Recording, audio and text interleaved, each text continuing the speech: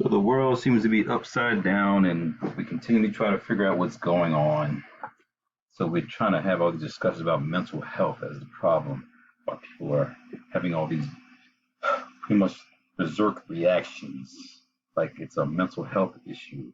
And reality is, there's a foundation. There's a foundation that's going on within this nation that causes people to act in this berserk manner with these massacres and our thinking and just not working right in the public anymore. Well, I'm here to talk to you about undermined. And I say that in the context of how our minds have been undermined, that has taken over, and many people no longer control much of their thinking. We don't talk about that, but in reality, that is why people are doing things that have, it seems like they're out of their mind. So when we talk about what we need to do to rectify the matter, look at the definition of what undermine means. Erode the base or foundation. So that's why I'm saying the foundation of this nation is built on the wrong principles. 2, damage or weaken, especially gradually or insidiously. So as we look at this presentation here today, we're talking about the reality of how things have been over time made for us to not be able to think properly. So the question is, what is really under your mind? Is something else or someone else controlling how that is operated? So there was an article in 2007 discussing how brain scans now can look at what's going on with your thoughts. And this is really a neuroethical study or neuroethical issue, because now you can look at a person and their brain and potentially see if there's some racist connotations. So if you have a police officer or someone working in the public, and you have human resources being able to look at the brain, they might say, hey, something's going on with the person and how they think about other ethnic groups, which means they might not be the best person for this position. So brain scans can be done. Just in terms of the brain itself, people can mimic other people. So when we have all these mass shootings, and then someone else does a mass shooting, and then someone else, and then we go keep going on, are they like seeing and operating under a mind program? Just for us, as we think about doing things in our brain, mimicry, and how our brain sees other things, we then in our mind think that we should be doing the same thing. And this becomes problematic in a society where the media manipulates things.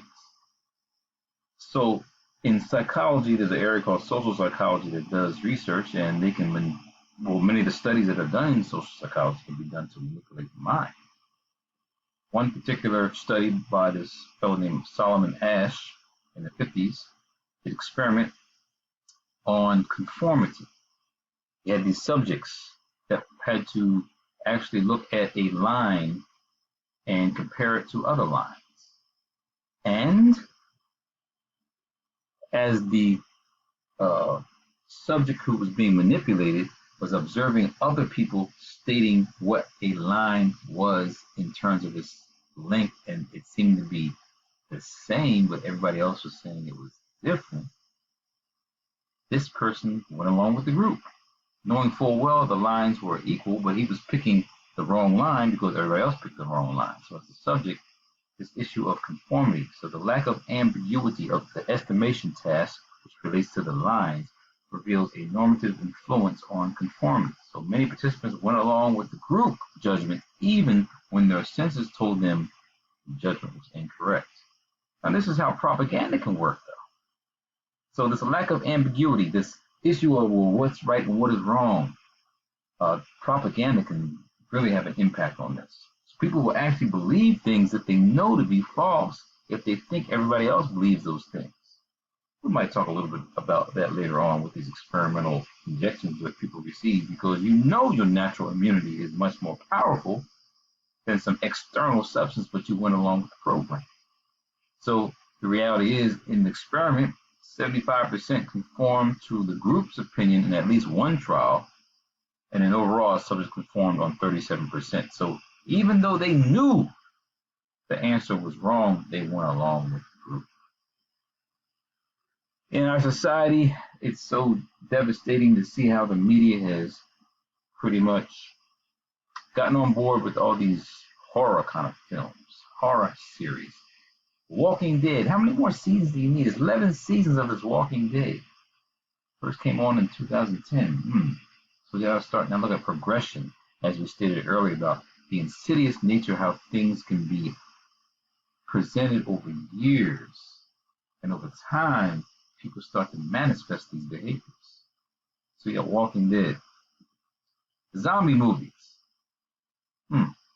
Zombie apocalypse is a genre of fiction in which civilization collapses due to overwhelming swarms of zombies. So all these people in the streets, and the people speeding, and the people you're arguing with, and the people you're fighting with, and the people that are just causing destruction, like these mass killings. Are these zombies? Typically, only a few individuals or small band of survivors are left living. In some versions, the reasons the dead rise and attack is unknown, rendering the whole situation inexplicable. And right now, we're living in an inexplicable situation where people can't address the issue of violence in our society. Beyond Walking Dead, beyond apocalypse of zombie movies, we've got this Purge. And it's been a series. 1, 2, 3, 4, 5 movies on the Purge. If you ever get a chance to, maybe I don't say don't even watch that stuff, because it sets up the idea that it's okay to just kill people in the streets.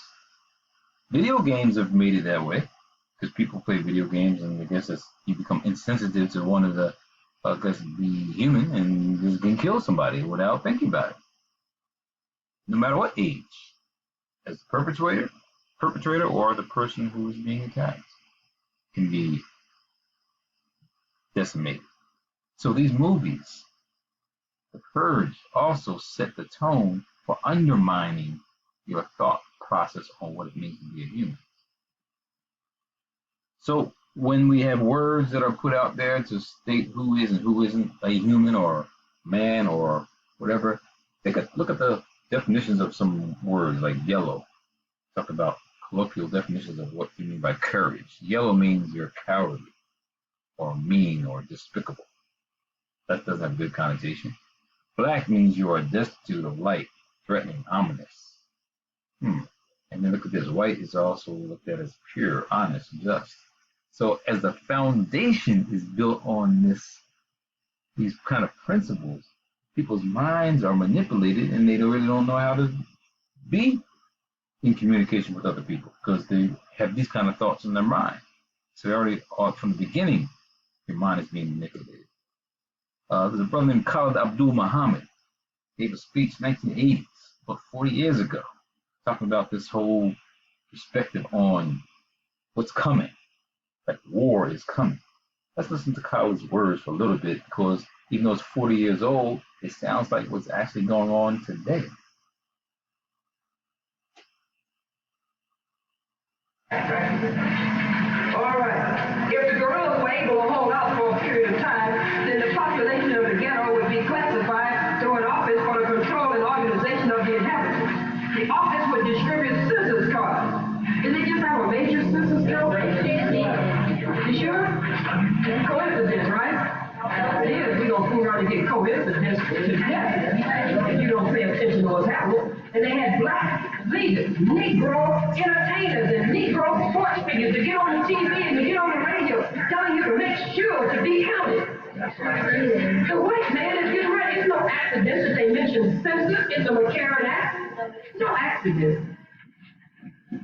It says these census cards would bear a photograph of the individual, the letter of the district in which he lives, his house and street number, and a letter designating his home city. This classification would aid the authorities in knowing the exact location of any suspect and who is in control of any given district. Under such a system, movement would be proscribed and the ability of the guerrilla to move freely from place to place seriously curtailed. Number 5, the population within the ghetto would be forced, exhorted to work with the authorities and to report both on guerrillas and any suspicious activity they might know. The police agencies would be in a position to make immediate arrests without warrant under suspension of guarantees usually provided by the Constitution. They said the Constitution bumped them. Wouldn't have no constitutional rights. He ain't got none. And he said he's not even thinking his thing. Forget the Constitution. Acts of overt violence by the guerrillas would mean that they have declared a state of war and within the country, and therefore would forfeit their rights as in wartime. The McCarran Act provides for various concentration camps or detention centers to be operated throughout the country, and these might well be utilized for the temporary imprisonment of warring guerrillas. What do they mean temporary? I mean, after it's over, we can go back to the crib, right? Right? Temporary means until they can kill us. The nature of the guerrilla operation, as presently envisioned by certain communists and black nationalists, would be impossible for them to sustain. According to the most knowledgeable guerrilla war experts in this country, the revolutionaries could be isolated and destroyed within a short time. Doesn't sound too good for us. Doesn't sound too good for us, does it? Let's see. The FBI's secret weapon. In 1968, the United States Army asked Lockheed Aircraft Corporation to develop a super quiet reconnaissance plane capable of sneaking up on enemy troops in Vietnam at treetop level. The plane, dubbed the YO-3A, never got into production, but now the Army has turned the prototypes over to the FBI, which has based them in Los Angeles. The Bureau thinks the silent snoopers will be handy for trailing getaway cars and for swooping over suspected hideouts. Now here's something they got that will kill niggas. It is a quiet, super quiet reconnaissance plane. Kill white niggas and don't even wake the white folks up. Here's the Buck Rogers gun. It's like a ray gun would be. All you have to do is flip on the light and zap. It's instantaneous. Manufacturer Charles Goff of Salt Lake City, no doubt a Mormon, makes this product sound almost entertaining, but it's a killer. It's a 22 automatic rifle that sights with a laser beam. Fires 30 rounds per second, and is already in the arsenals of over 300 United States police departments. Meet the Stopper, the ultimate in blue power. No, this ferocious-looking gun is not something soldiers were using in Vietnam. It isn't a Hollywood concoction either, or a science fiction movie. Only policemen can buy this baby. For the sake of the uninformed and for those who refuse to believe that the policemen don't have the upper hand, you are looking at a semi-automatic shotgun which can wipe out up to 20 people in about 3 seconds. Pretty rough. The Los Angeles Air Police. Here's what we call the Buzz Squad. Los Angeles has put together a superior helicopter squad that we call the Buzz Squad that has lights that turn night into day. Now, if you'll notice, they're putting numbers on top of the buses, numbers on top of the police cars, numbers on top of apartment buildings and office buildings in the black areas, and numbers on top of the houses, so that the Buzz Squads and the helicopter squads can monitor the ground troops from the air. So the McCarran Act is real. So it was dismantled over time, but Congress was pushing this. So what's to say this couldn't happen again? Well, we can fast forward to the World Trade Center tragedy, and we know that we had Homeland Security and the Patriot Act. That stuff was passed to what? Create martial law to lock people down. So we can't say these things can't happen again. So in terms of the documentation, there's a movie, I don't know if you can see this, but it's called the, the Punishment Park trailer to talk about what happens under these conditions.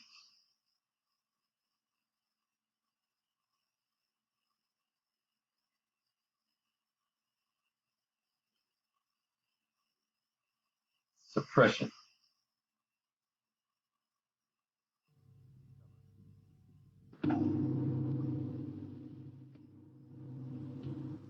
Under the provisions of Title II of the 1950 Internal Security Act, also known as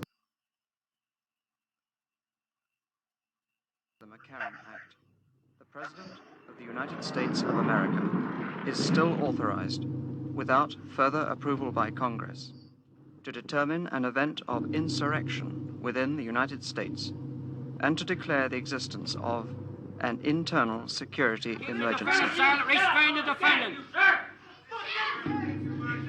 The President is then authorized to apprehend and detain each person as to whom there is reasonable ground to believe probably will engage in certain future acts of sabotage. How many children have you killed? Who's dying right now? Do you sent care? those kids out there. Nancy. I sent those kids out there. Who's died and who's dead that was sitting right here?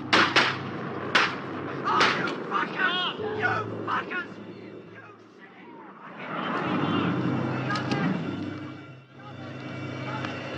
Get back! I'm not allowed to work on you when you get this door. Get him out of here! Get him out of here! Stop it! Stop it! Stop it! Stop it!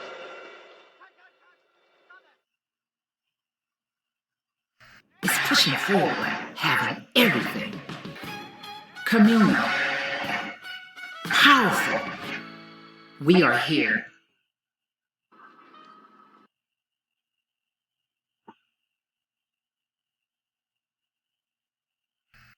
So Peter Watkins did that, I guess, not documentary, but a dramatization of what could happen when suppression happens. And so we know that the FBI has not been the great friend of people who have been fighting for civil rights.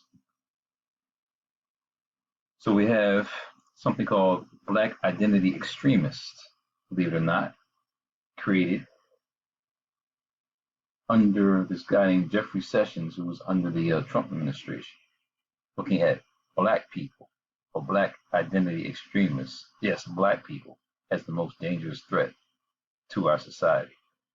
Of course, it's a racist notion, but that's not how the foundation thinks about it, because Black people are just criminals.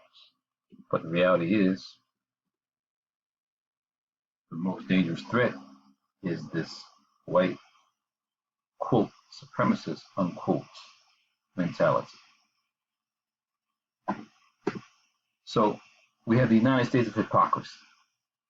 You heard Brother Khallid talk about these situations with passports or census collecting data where we know we have this so-called vaccine passports now on our cards.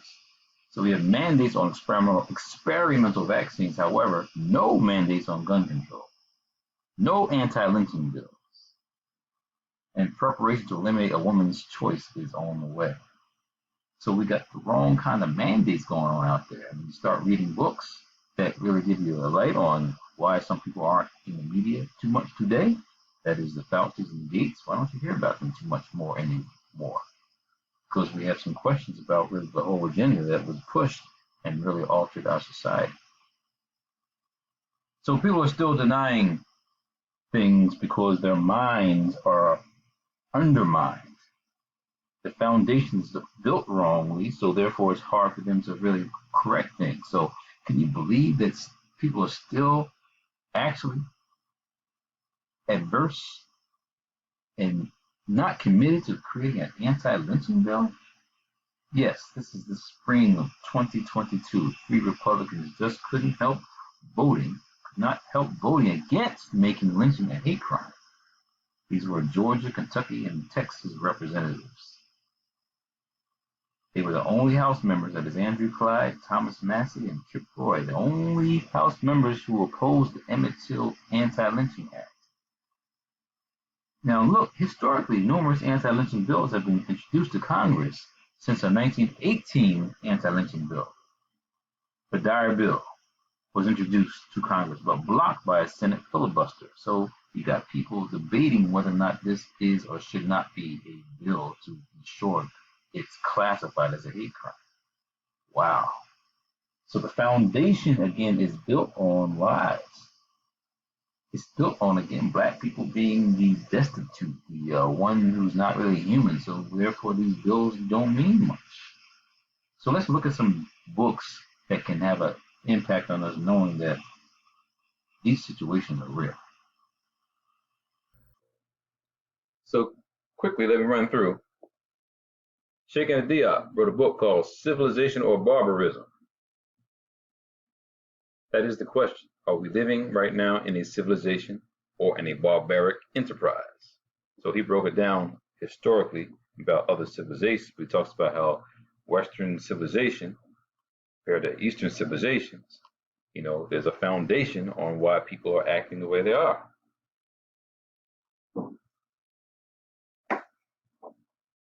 I know perhaps you've heard of Brother Bobby Wright. Bobby Wright wrote Psychopathic Racial Personality and other essays. Very profound black psychologist, started the first black mental health service clinic in Chicago, Garfield Park. But definitely read or listen to Bobby Wright's work. And if it wasn't for Bobby Wright, I wouldn't have been reminded of his reference to another psychologist named B.F. Skinner. Wrote a book called Beyond Freedom and Dignity. This is pretty deep, because this is written in the 70s. What happened before the 70s? The 60s.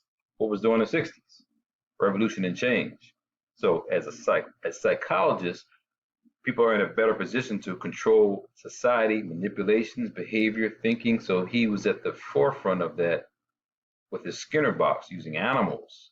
But look at society and change. People want civil rights. You want your freedom? You can have your freedom. But guess what? You can have your dignity, but we'll still control you. So as a psychologist, this was a very important instrumental book written by B.F. Skinner.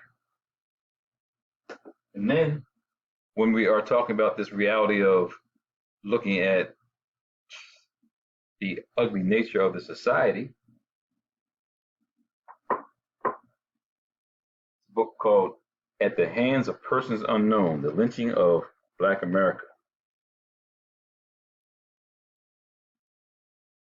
by Philip Dre. You can get that book.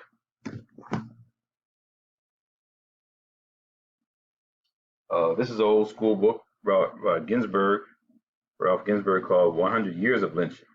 So it's documenting the terror that we're now acting like it does not need to be addressed, because we know we've had lynchings that have occurred since those early parts of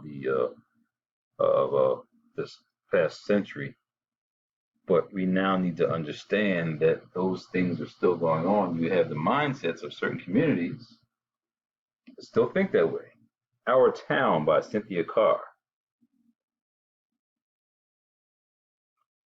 A Heartland Lynching, A Haunted Town, and the Hidden History of White America. So again, not the only book to discuss this. I'm just sharing with you that the literature needs to be read, because people are acting as though, just get over it. That's past history. No, it's real history. And all these mass killings are because people aren't dealing with real history. Look at this one. White Devil by Stephen Bromwell. A true story of war, savagery, and vengeance in colonial America.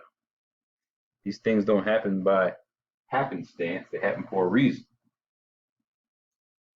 This is by Elliot Jaspin, who used to work for, I believe, Atlanta Journal-Constitution, and was vilified for writing this book, Buried in the Bitter Waters, The Hidden History of Racial Cleansing in America. And I'm sure you've seen all those stories about these black communities that are now underwater. There used to be communities, but they were flooded out, and now they're underwater.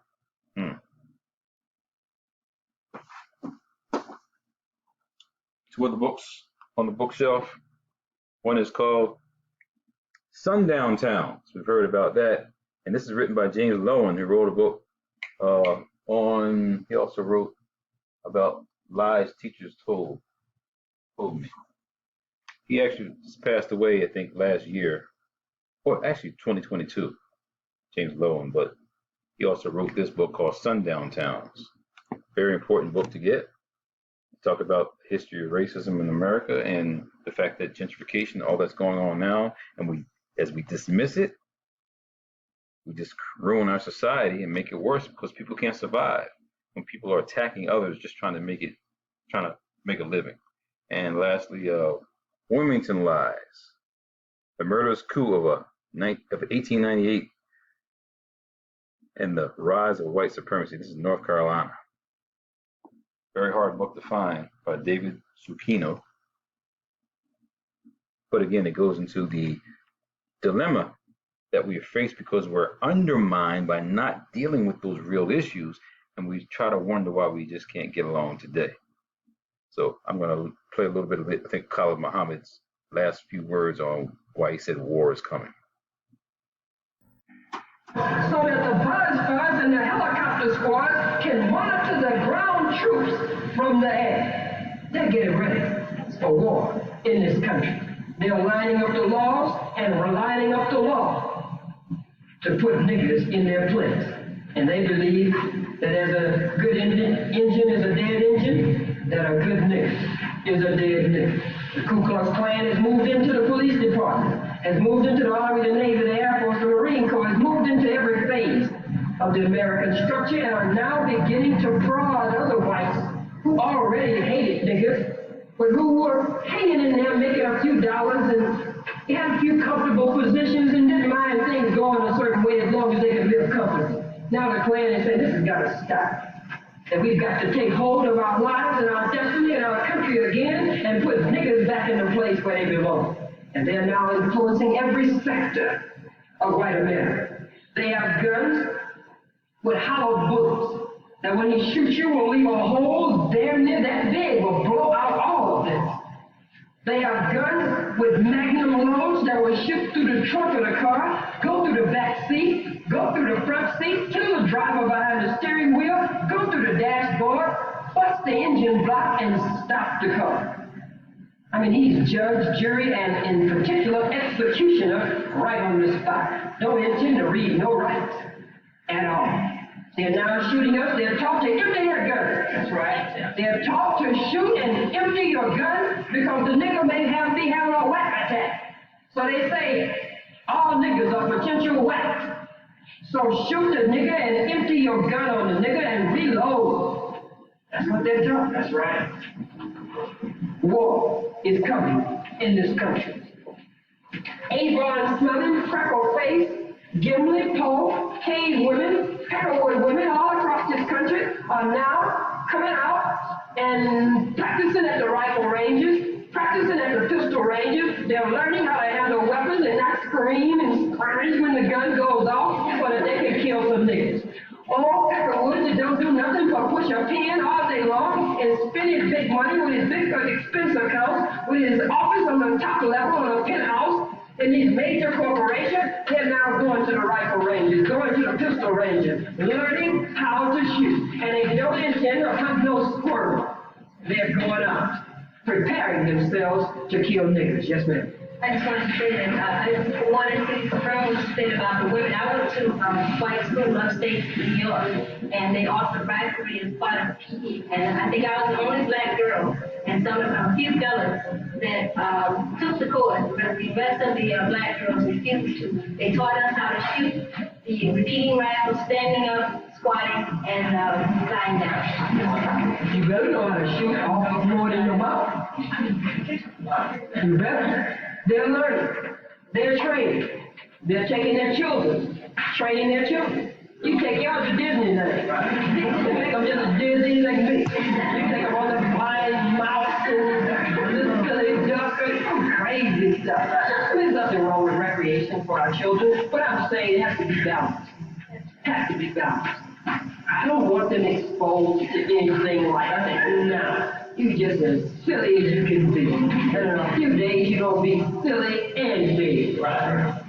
They're shipping nerve gas all across this country. They made major shipments of nerve gas from Denver, Colorado, across the country. Remember, wherever you see color on this map, it means that black people are living there. Wherever you see black on this map, it means that there are approximately 1 million or more black people living. Wherever you see purple, 100,000 or more. Wherever you see pink, 50,000 or more. Wherever you see green, 15,000 or more. Blue, 10,000. Red, 5,000. Wherever you see the color brown on any section of this map, it means 1,500 or more black people live in those areas. Orange, 500 or more. But the dominant color that you see on the map is yellow. Wherever you see yellow on this map, it means that there are few or no black people living in those areas. So you can see that the nerve gas shipment was primarily made in the areas where we are. They say that they went to pick up gas.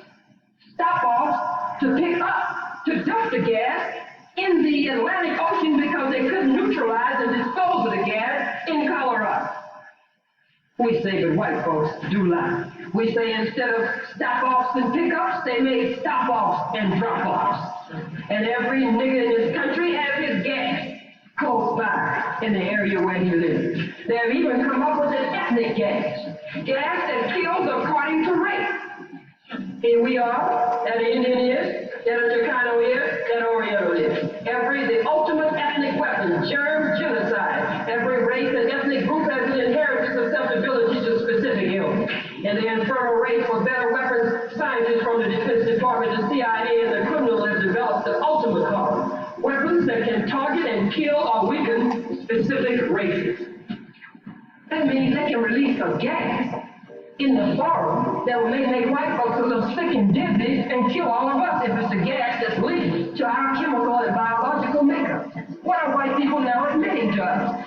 They're admitting that they know we're not the same on the inside.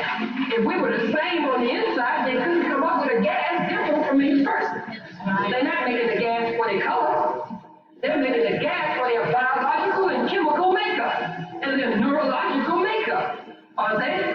They're admitting that we're different on the inside. Or the gas would work the same on everybody, wouldn't it? All right. I hate to kill some of your myths. There it is. Shipping gas all across this country. But then they lied and got caught in a lie. Somebody brought this article through that said lethal gases will be shipped to them. 14 military bases sending chemical agents for disposal back to them. I thought they couldn't dispose of it. In this shipments were made back to them. First of all, they thought they had gotten rid of all of them. And why would they carry gas? The most unsafe way to carry anything. By rail, by train they carried the gas. And why would they take it to the Atlantic Ocean? The Atlantic Ocean is 68 million. What is it? Oh, I'm sorry. Yeah, 41,321,000 square miles. And the Pacific Ocean is 68,634,000 square miles. The Pacific Ocean is the largest ocean. And the etymological root of Pacific comes from the same root as pacified, which means peaceful. It's the calm ocean. That's how it got its name. Why would they drop the gas in the calm ocean, the big ocean? Why would they take it to the small ocean and the rough ocean? They say, well, the reason we didn't take it this way is because we couldn't go over the Rocky Mountain Range. What about the Appalachian Mountain Range on this side? We say, brothers and sisters, that where there are great concentrations of black people in this country, that our gas has been dropped off already. And the concentration camps have already been open. Concentration camps, USA, Charles R. Adams, Bosworth, America's concentration camps, and these aren't even the best books that we could have. We're going to update. Some of you are going to get with us. And we're going to begin to update our research and just have a wealth of information just on concentration camps and nerve gas shipments in this country. In Buffalo, New York, just a few weeks ago, right? It was Jesse Jackson and some of them same Negro leaders that were seen on national news hookups in Buffalo, New York. They cut our hearts out. Found 2 black men with their hearts cut out of their body. And several others that were killed. 16 black children in Atlanta missing. 10 were found dead. 22 poisoned in Birmingham, Alabama from the George Washington Carver High School band in critical condition. 7. Brother Jimmy Lee Campbell, right in California here, walking along the railroad track. White folks admitted that they were going deer hunting. They couldn't find a deer to kill. They shot at a cow. Then they shot at a black woman and missed her. So then they said, we'll kill us a nigger. And they said it in court. They couldn't kill the sister, so they ended up killing the nigger brother.